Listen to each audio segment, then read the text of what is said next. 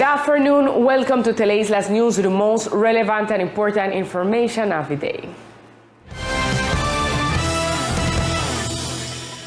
Relevant entities continue to monitor the development of the tropical wave with cyclonic potential in the Caribbean Sea.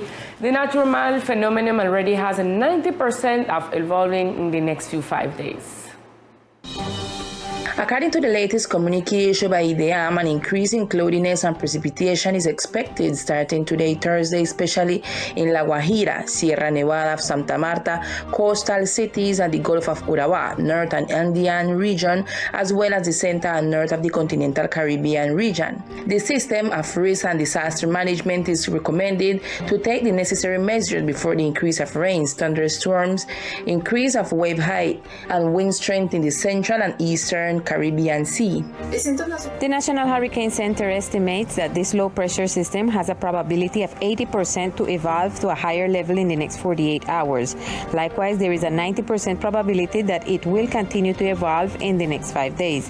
For this reason, IDEAM reiterates its invitation to prevention and permanent follow-up of the communiques, and it foresees that in the next hours, the precipitations in the peninsula will increase considerably in the Colombian maritime area within the eastern Colombian Caribbean Sea. And it foresees that in the next hours, the precipitations in the peninsula will increase considerably in the Colombian maritime area within the eastern Colombian Caribbean Sea. From Saturday, October 8 through Monday, October 10, rainfall is expected to intensify in the central Colombian Caribbean Sea and in the area of the archipelago of San Andres, Providence, and Santa Catalina and the Keys. Through its social networks, CDM has informed that they are meeting with the different control entities and the emergency organization to socialize the content and interpretation of their communiques.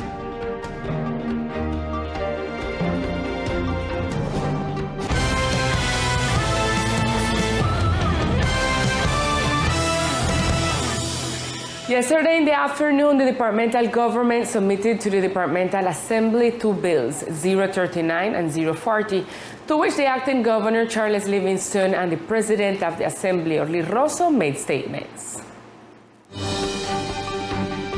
The government submitted 2 projects to the Duma for consideration in the remaining months of the year, the budget for 2023 and the project for the construction of vaults in the Harmony Hall Hill Cemetery. Here we are before the Duma, carrying out 2 projects of the 3 that we announced the day of the installation. We have already filed a budget transfer project of 67,000 million pesos for the remodeling of the Harmony Hall Hill Cemetery because, as it's known by the community, we do not have a VAT and we want to advance this process before it becomes a social problem. And the next project is the budget for 2023 in the order of 530 billion pesos approximately, which is for the benefit of the people in general. The President of the Assembly, for his part, expressed his opinion on the contemplations of the Duma regarding the projects presented by the acting governor yesterday afternoon. We will exhaustively review secretariat by secretariat how many resources they would have for next year, and based on the resources they would have, we will make requests or modifications considering that the government is coming to an end and that it must comply with its development plan. For this draft ordinance, which is the credits, I simply believe that we have to review well because important resources had already been approved to increase the number of VATs in the archipelago. Today they are sent to the budget committee to start the study, which will be headed by the Deputy Nicolas Gallardo. According to the President of the Duma, it is expected to respond to the project submitted before November 5 of the current year after reviewing that the required budgets are in accordance with the needs of each project. And the Attorney General's office requested Carolina to assess the state of marine waters due to sewage discharges in the Sprat by pedestrian area. In recent days, the environmental attorney of San Andres sent a document requesting the Environmental Corporation Carolina an assessment of the actual state of marine waters on the island for the possible impact of wastewater discharges, and that if necessary and taking into account this assessment, the environmental attorney's office would unfortunately order the temporary closure of the beaches. It should be remembered that the Sprat Bight pedestrian walkway is currently overflowing with residual water, which generates contamination and bad odors. Following the request of the Attorney General's office and through an official letter addressed to the Ministry of Tourism, the Environmental Corporation Carolina required the departmental government to take restrictive measures on the beaches of Sprat Bight due to a large amount of sewage overflow in this area. According to the corporation, it will investigate whether these sewage overflows are considerably affecting the marine waters in Sprat Bight, which would affect the health of bathers, both tourists and residents, as a consequence of the continuous overflows of wastewater from the sanitary sewage network, with direct impact on the beaches and the marine area, especially in the Sprat Bight pedestrian pathway sector.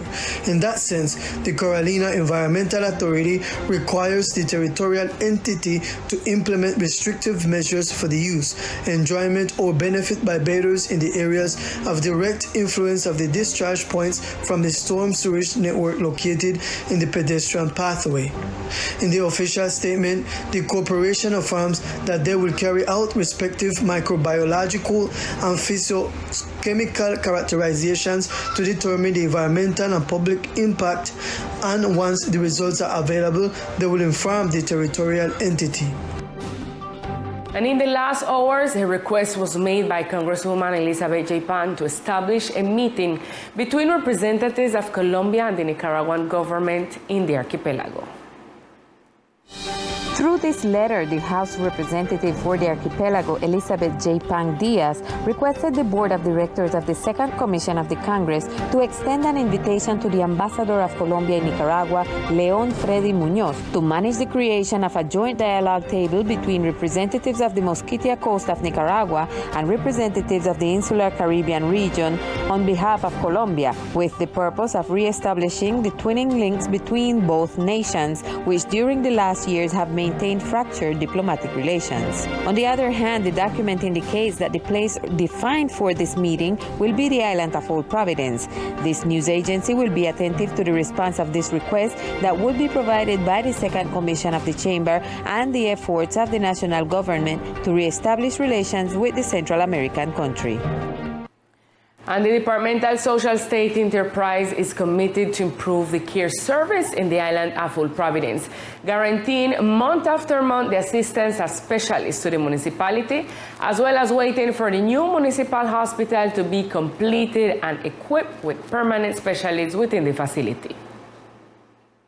The manager of the Departmental Social State Company, Maria Claudia Bracho, referred to how they have expanded the service in the municipality of Old Providence this year. We're bringing specialists. You yourself noticed that last year many specialists came every 2 months, and this year we are bringing them every month. And as long as there is a need in the hospital to have permanent specialists here, we will have them. It is worth emphasizing that according to statements of the official, the new hospital will have an operating room with which it will be possible to receive deliveries as well as permanent specialists. Successful was the report of the assembly of students that took place this morning. The students from the Luis Amigos School took over the assembly in a session where several issues that concern us as islanders were discussed. Here is a bit of what the activity was all about. At the main table of the assembly were present the president, vice president, secretary, and 9 other deputies. During 5 hours, each related to the administrative morality in the public services and transfer of contracting, human rights, community action boards, and the right of the racial population and women in the Department of San Andres were discussed with the 3 commissions, the Ethnic Commission, the Government Commission, and the Culture and Development Commission. Soy la presidenta del MADCLA. I am the president of the MADCLA, the model of the Departmental Assembly of Luis Amigos School, and basically the issues that we are looking at are for commission, and the commission is called Ethics Commission, and this Ethics Commission is divided into 2 parts. Yo con el cargo de gobernador. With the office of governor, I have felt very well, and I have seen the performance of the other companions. I have seen them well. The speeches are fine. They ask questions. They raise their hands to give their speeches. La participación política de los raizales. The political participation of the Raizal population in its expression as a value, principle, and constitutional right has not been guaranteed in the same manner as it has happened with respect to other ethnic groups. The students also had the opportunity to represent people and entities that are important for the development of the island region. The Children's Assembly was attended by the governor and his cabinet, the head of the press, the director of Coralina, and the director of the Ocre. And now it's time for sport news with Victor Fosalba.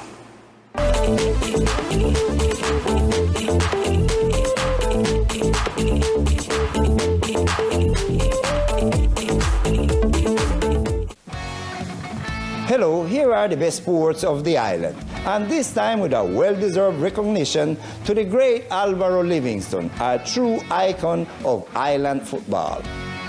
A well-deserved recognition for a great athlete and professional referee, Alvaro Livingston, an islander soccer icon. The recognition took place at the Bank of the Republic, organized by the Departmental Soccer League, with the presence of the Vice President of the Colombian Soccer Federation, Dr. Álvaro González Alzate, and Luis Viloria Howard, representative of the departmental government. These were the words of gratitude of Alvaro Livingston. I feel happy. The recognition when they give me when I play football, referee, and I feel plenty happy with Don Álvaro González Alzate. He's the guy who carry me in the whole country, Colombia.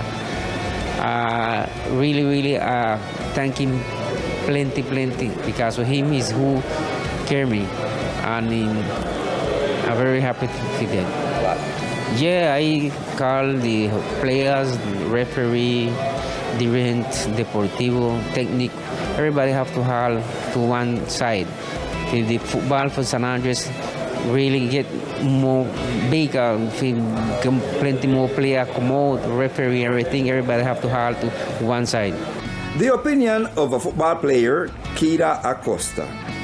Todo el reconocimiento a Alba. A special recognition to Alvaro Livingston for his outstanding performance over the years in the history of soccer in San Andres. Excellent work done by Alvaro Livingston, an example to follow for all the referees of the island of San Andres. The words of another referee, Fernando Alvarado. Alvaro Livingston is a representative for the we people in the arbitrage and for football. He gave the experience, so he line plenty teams in the blue to arbiter, So they be happy, congratulations them, because he is a good person and so in one imagen, so he did better than San Andres. Alvaro Livingston is a true example in the sport of the islands. And in baseball, Centro baseball team is just one game away from being crowned champion of the Summer Baseball League. A second win for the Centro team over San Luis to advance to the final of the Summer League tournament and be just one more win away from being crowned champion of this baseball season. In the first game, the Centro team beat San Luis 4-1 with 30 at-bats, 4 runs scored, 7 hit, and 0 errors. And for San Luis, 22 batters came through the plate, scoring 1 run, 2 hits, and 2 errors. In the second game, Centro again beat the San Luis team, this time by a score of 7 runs to 1. For the Centro team, 21 batters went to the home plate, scoring 8 hits and 7 runs with 0 errors, and being only 1 game away from the title. For the San Luis team, 15 batters went through the home plate, scoring 1 run, connecting 1 hit, and committing no errors. A tournament that so far left many lessons for the young players who learn new things from the foreign players. The next final game could be the definitive one if the Centro team wins, and will take place this coming Friday, October the 7th at 3 p.m. And this will be all in sports for the moment. I am Victor Fosalba, Teleislas News. Thank you, Victor. With Sport News, we reach to the end of our broadcast. See you tonight at 8 p.m. with more Teleislas News. Good afternoon.